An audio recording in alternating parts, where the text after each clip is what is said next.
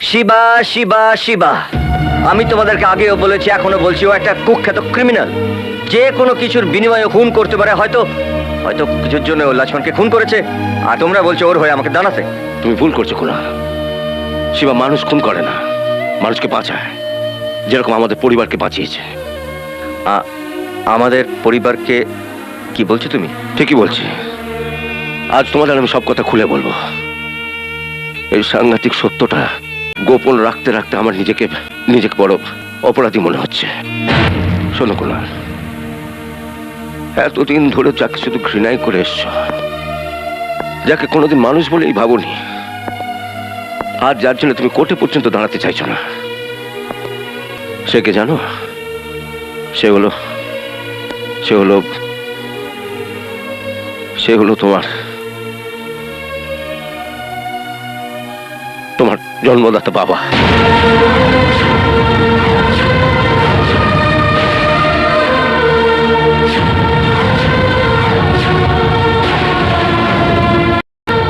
শিবার হাত থেকে একটা অ্যাক্সিডেন্টে আমাদের ছোট্ট কুনাল মারা যায়। সন্তান হারানোর শোকে যখন আমার স্ত্রী ক্ষতবিক্ষত, তখন শিবাই তোমার এই মায়ের কোলে তুলে দেয়। আমার মনে হয় এই বিপদের সময় তোমার কর্তব্য তোমার বাবার পাশে গিয়ে দাঁড়ানো। আমি পারবো না মা, আমি পারবো না। ইওর অনার, শুনলেন তো এই অভিযুক্ত মানুষটার করুণ জীবন কাহিনী। একটা অসহায় মেয়েকে মৃত্যুর হাত থেকে বাঁচানোটা কি অপরাধ?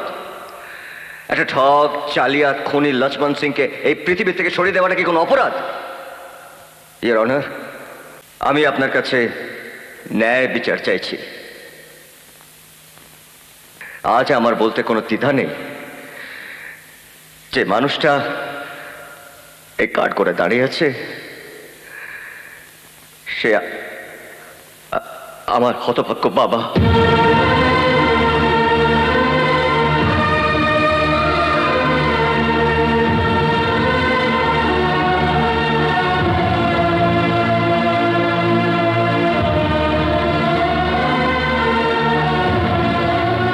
ইওর অনার, আপনি আইনের পূজারী। আপনি আইনের বাইরে পরিস্থিতি বুঝে অনেক কিছু সিদ্ধান্ত নিতে পারেন।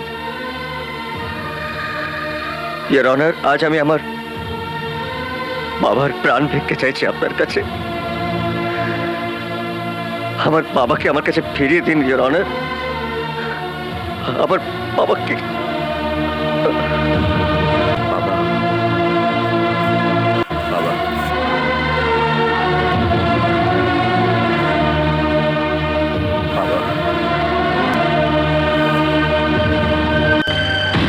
সুখ যদি এসেছিলে কেন চলে গেলে? কোন জনমের তুমি প্রতিশোধ নিলে?